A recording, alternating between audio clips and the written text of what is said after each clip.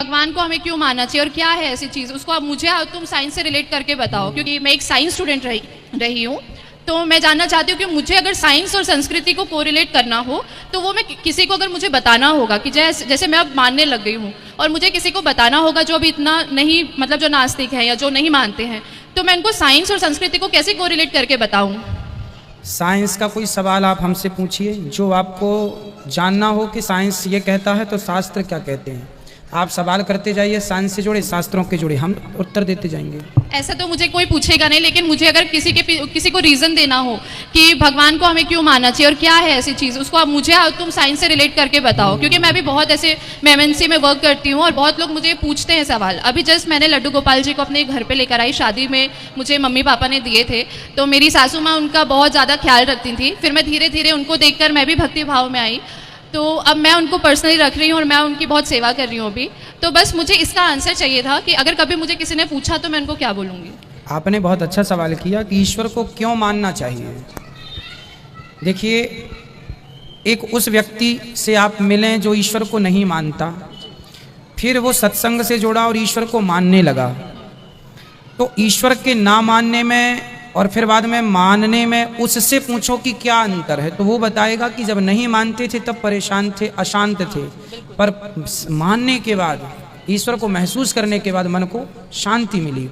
तो ये देखिए, शांति के लिए आप लोग, अब जैसे कोई घूमने के लिए जम्मू जाता है, कश्मीर जाता, कुल्लू मनाली जाता इत्यादि, हम सवाल करें कि भाई आप क्यों जाते हैं, तो क्या उत्तर वो कहेंगे? घूमने। भाई घूमने के लिए तो आपके शहर में भी पार्क वार्क हैं, बहुत सारी चीज़ें, वहीं क्यों?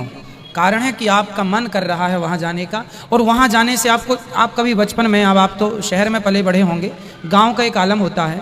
गांव में बैलगाड़ी होती थी पहले हमारे ज़माने में, तो जब बैलगाड़ी जाती थी या ट्रैक्टर जाता था ट्राली के संग, तो हम लोग पीछे लटक जाते थे, है ना, और बहुत दूर तक चले जाते थे संग, बैलगाड़ी के पीछे, ट्राली के पीछे। आप कभी लटके हैं बचपन में? नहीं, लेकिन मैं गांव, मतलब मेरा होम टाउन है रीवा, गांव है। हाँ। तो मैं आते जाते रहती हूँ। तो वहाँ गाड़ियों में ना छोटे छोटे बच्चे लटक जाते, लटके। हाँ। देखा होगा कभी? हाँ। बहुत दूर तक। अब वो बच्चा यहाँ से लटक के वहाँ तक चला गया और फिर पैदल आ रहा धूप में। पूछा क्यों? जब यहीं आना था तो वहाँ तक गए क्यों लटक के? बोले भाई वो आनंद आ गया, हमें वो सुख मिल गया। जो सुख उस बच्चे को बैलगाड़ी या ट्राली में लटक के मिला, वो सुख का अनुभव केवल वही कर सकता है, दूसरा नहीं कर सकता। उसी प्रकार ईश्वर को जो मानते हैं, मानने का जो सुख है उसका अनुभव वही कर सकते हैं जो मानते हैं। जो कहते हैं कि मैं क्यों मानूं, तो आप जब मानेंगे तब आपको इसका उत्तर मिल जाएगा। सही बात बोला, है ना। अब हम कहें कि मानो मानो, नहीं होता। मैं कहूं किस आदमी से प्यार करो, कहने से थोड़ी होता है, प्यार कहने से नहीं होता। उसी प्रकार ईश्वर से प्रेम कहने से नहीं होगा। मैं कहूँ इसके लिए आपको सत्संग करना पड़ेगा। सत्संग में कोई बात क्लिक कर जाएगी आपके हृदय तक, तो आप फिर मुड़ जाएंगे। तो ईश्वर को इसलिए मानना चाहिए क्योंकि ईश्वर के चरणों में ही शांति है, सुख है। आप संसार तो घूम के देख ही चुके हैं कितना शांति है, और कथा सुन चुके हैं, और भगवान की भक्ति भी अब आप शुरू किए हैं, तो आप भी इस चीज़ के गवाह हैं कि आपको पहले की लाइफ, प्रेजेंट में आपको क्या अंतर है, पहले और आप में। आज आप ही बताइए, पहले और अब में अंतर है आपको? मुझे बहुत ज़्यादा फर्क लगा, क्योंकि मैं इंटरनली मेरे में बहुत पीस, वो शांति आई हुई है। हाँ। और यही चीज़, मतलब अभी मैंने और मेरे हस्बैंड जो है, हम दोनों ने साथ में स्टार्ट किया है, तो हम दोनों में बहुत चेंजेस भी आए हैं। और पहले ऐसा है कि बहुत नादानी हो जाती थी, बहुत नादानी में झगड़े करते थे, ऐसे नॉर्मली वो बहुत यही है। ईश्वर को मानने और ना मानने का सबसे बड़ा अंतर आप खुद जान रहे हैं इस सब्जेक्ट को। जैसे आपने कहा कि बहुत आनंद आता है एक जब हम लीन हो जाते हैं, तो अभी जस्ट मैं निधि वन से होकर आ रही हूँ और मुझे वही चीज़ वहाँ पे बहुत अच्छी लगी रहकर। मुझे ऐसा लग रहा था बस मैं रह जाऊँ, बट ऐसा पॉसिबल नहीं है। और हम लोग जब घूम कर आए और डायरेक्ट यहाँ आए तो मुझे बहुत ज़्यादा अच्छा लगा। तो मैंने सोचा था कि आपसे मैं सवाल ज़रूर करूंगी, और मुझे बहुत अच्छा लगा कि आज मैं आपके सामने हूँ, मेरे पूरे परिवार की तरफ से मैं आपके सामने हूँ। देखिए, आप साइंस के स्टूडेंट हैं और साइंस को बहुत करीब से जानते हैं। साइंस का अपना सब्जेक्ट है, अच्छा है। मैं भी ये माइक पे बोल रहा हूँ, ये भी एक साइंस की देन है। मेरे सामने लैपटॉप रखा है, ये भी एक साइंस है।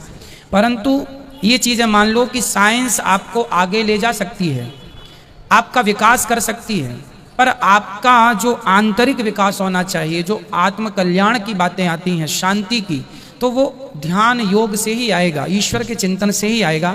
कई प्रश्नों का उत्तर साइंस के पास नहीं है। जैसे एक सवाल है जो सबको पता नहीं होगा, मैं आपको देता हूँ। जब आपसे कोई साइंस और शास्त्रों में डिस्कस करे तो आप ये वाला उनको बता देना।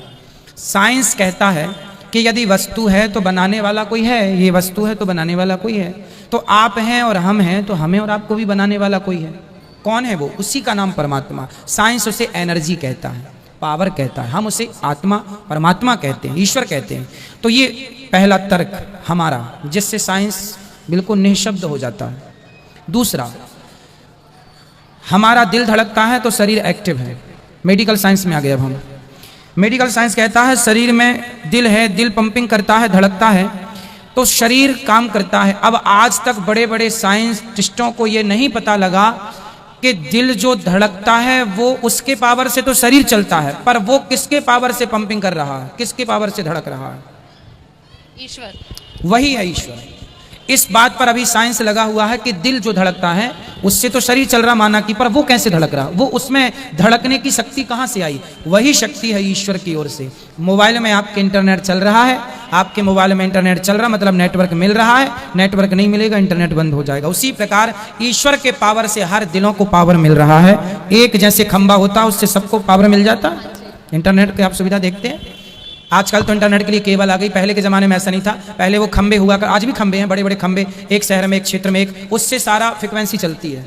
ठीक है, उसी प्रकार एक ईश्वर का सैटेलाइट है, उससे सभी दिल एक्टिव हैं, और जब वो वहां से कट कर देता है तो दिल खत्म, मर गया आदमी। धन्यवाद प्रभु। खुश रहिए। जय श्री राधे। राधे राधे।